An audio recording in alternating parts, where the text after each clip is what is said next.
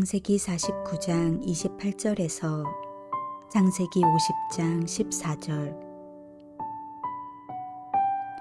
이들은 이스라엘의 12지파라.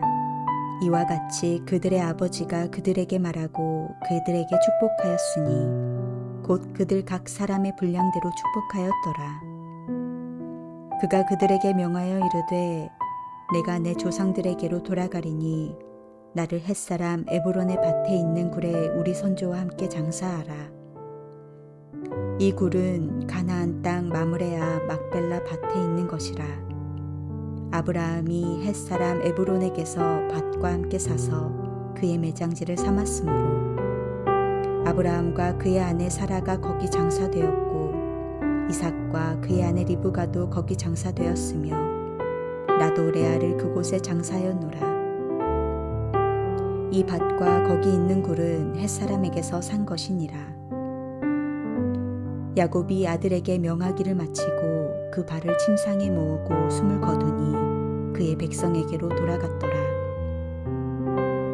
요셉이 그의 아버지 얼굴에 굽으려 울며 입맞추고 그 수종드는 의원에게 명하여 아버지의 몸을 향으로 처리하게 하매 의원이 이스라엘에게 그대로 하되 40일이 걸렸으니 향으로 처리하는 데는 이 날수가 걸림이며 애굽 사람들은 70일 동안 그를 위하여 곡하였더라.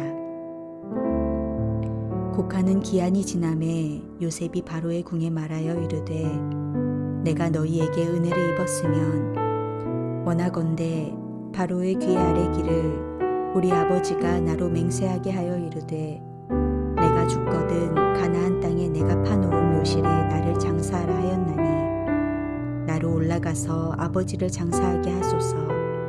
내가 다시 오리이다 하라 하였더니 바로가 이르되 그가 내게 시킨 맹세대로 올라가서 내 아버지를 장사하라. 요셉이 자기 아버지를 장사하러 올라가니 바로의 모든 신하와 바로 궁의 원로들과 애굽 땅의 모든 원로와 요셉의 온 집과 그의 형제들과 그의 아버지의 집이 그와 함께 올라가고 그들의 어린 아이들과 양떼와 소떼만 고센 땅에 남겼으며 병거와 기병이 요셉을 따라 올라가니 그 때가 심히 컸더라. 그들이 요단강 건너편 아닷타작 마당에 이르러 거기서 크게 울고 애통하며 요셉이 아버지를 위하여 7일 동안 애곡하였더니 그 땅 거민 가나안 백성들이 아닷 마당의 애통을 보고 이르되 이는 애굽 사람의 큰 애통이라 하였으므로 그 땅 이름을 아벨 미스라임이라 하였으니 곧 요단강 건너편이더라. 야곱의 아들들이 아버지가 그들에게 명령한 대로 그를 위에 따라 행하여 그를 가나안 땅으로 메어다가 마므레아 막벨라 밭 굴에 장사하였으니 이는 아브라함이 헷 족속 에브론에게 밭과 함께 사서 매장지를 삼은 곳이더라. 요셉이 아버지를 장사한 후에 자기 형제와 호상꾼과 함께 애굽으로 돌아왔더라.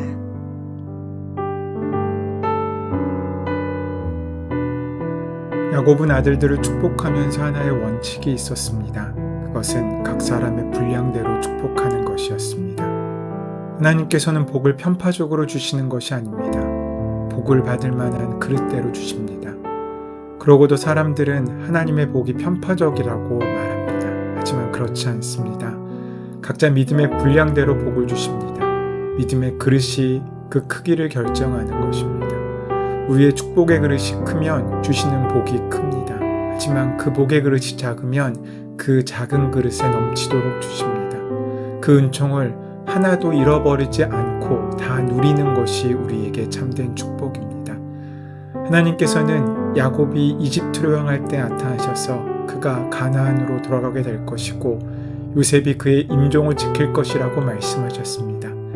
이제 요셉 앞에서 임종을 맞는 그는 과연 하나님의 말씀이 이루어지고 있는 것을 경험하고 있습니다. 이제 그에게 남은 일은 한 가지입니다. 아들들의 손에 의해 가나안으로 돌아가 선조들의 묘실에 들어가는 것이었습니다. 막벨라 굴은 아브라함이 가나안 땅을 주시겠다는 하나님의 약속의 증표로 산 것입니다. 그래서 야곱은 숨을 거둔 순간까지 부귀영화를 누리고 있는 이집트가 아니라 하나님께서 주시는 땅인 가나안의 막벨라 굴에 묻히기를 간절히 소망합니다. 야곱은 25절과 32절 사이에서 막벨라 굴에 대한 이야기를 합니다. 야곱은 그것에 자신의 시신을 묻어달라고 다시 한번 이야기합니다. 이 말을 모두 마친 후 야곱은 운명합니다. 그러나 야곱은 죽은 것이 아닙니다. 그리스도인에게서 삶과 죽음은 동일한 것입니다. 삶이 따로 있고 죽음이 따로 있지 않습니다. 그리스도인에게 이 땅과 저 땅이 따로 있는 것이 아닙니다. 우리는 이 땅을 살면서도 새하늘과 새 땅을 가슴에 품고 사는 사람들입니다. 그것이 믿음의 사람입니다. 요셉이 야곱에게 특별한 사랑을 받았기에 큰 슬픔으로 울고 야곱에게 입맞춥니다. 야곱이 숨을 거두자 이집트는 성대한 장례식을 치러줍니다. 온 나라를 복되게 만든 지도자 요셉을 낳아준 이를 향한 감사의 표현입니다. 40일이 걸려서 야곱의 시신을 처리하고 애굽의 국장 수준으로 70일을 곡하며 화려한 장례를 치릅니다. 우리의 권세는 오직 하나님 나라를 위해 예비된 것입니다. 야곱의 장례를 위해 하나님께서 요셉에게 권세를 허락하시고 보여주는 역할로 쓰임 받습니다. 내 핍과 절약으로 기근을 다스렸던 요셉이 왜 화려한 장례식을 하겠습니까? 화려한 장례식은 전도의 기회입니다. 요셉이 가나안 땅이 묻어달라는 아버지의 유언을 전하며 지혜롭고 공손한 태도로 바로에게 부탁합니다. 가나안에 장사하려면 엄청난 시간과 비용이 들 뿐 아니라 총리 요셉이 자리를 비워 국정까지 멈추게 됩니다. 그럼에도 바로가 그것을 허락한 것은 요셉에 대한 신뢰와 요셉의 지위였기 때문입니다. 내게 주신 지위로 하나님을 나타내는 것이 바로 전도입니다.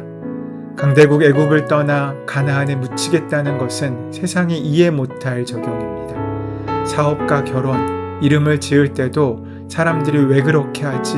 무슨 뜻일까? 하고 묻게 만드는 적용을 해야 합니다. 그 질문에 대답하며 하나님을 전하는 기회로 삼는 것입니다.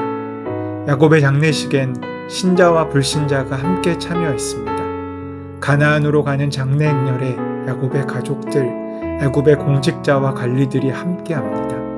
야곱의 죽음이 온 애굽의 애도를 받는 것은 아브라함과 이삭과 야곱으로 전해온 개인의 구원이 12지파를 통해 선민으로 이어지며 신자와 불신자 가운데 하나님의 나라가 전해지는 큰 의미가 있습니다. 요셉이 애굽의 장례 방식을 따랐기에 불신자들도 그 장례식을 보게 된 것입니다. 세상에서 복음을 전하기 위해 안 믿는 사람들이 함께해야 될 때가 있습니다. 신자도 불신자도 장례 행렬에 참여해서 가나안의 의미를 배우고 천국 가는 여행을 보는 것입니다. 요단강을 건너 광야기로 돌아간 것은 가나안으로 가는 길을 기억하여 오라는 뜻이었습니다. 화려한 장례식에는 애통이 있습니다. 요단강을 건너서는 가나안 방식으로 7일 동안 애곡합니다. 요셉이 불신자에게도 유익을 끼쳤기에 요셉의 아버지인 야곱을 위해서도 크게 애통합니다.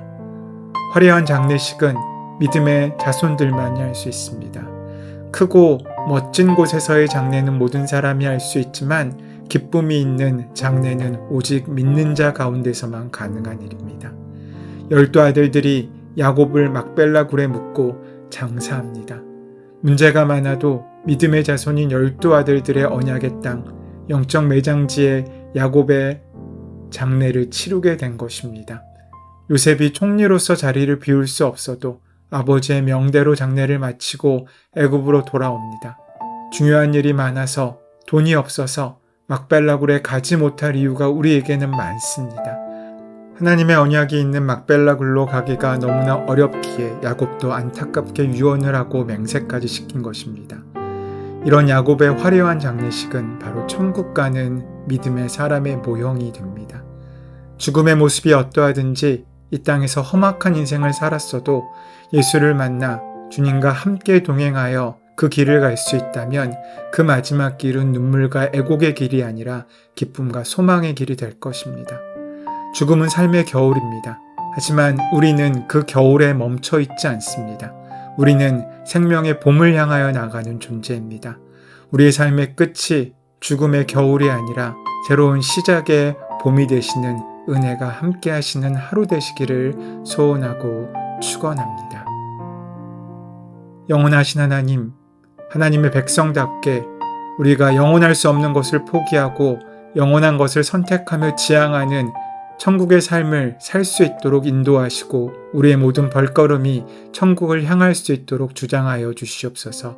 우리 주 예수 그리스도의 이름으로 기도드립니다. 아멘.